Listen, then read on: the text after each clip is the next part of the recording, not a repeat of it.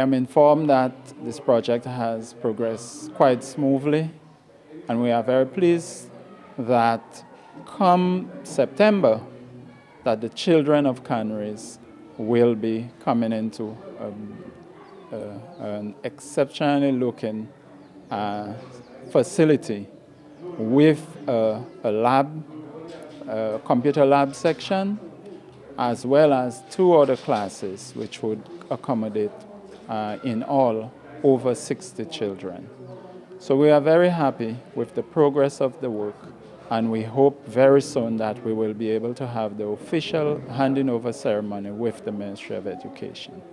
I feel very satisfied with what I have seen so far, and I'm very grateful also. The way the building is built, I am already feeling safe from the floods. That 10 feet tall building from the bottom, the base, I doubt that the floods will get to the top.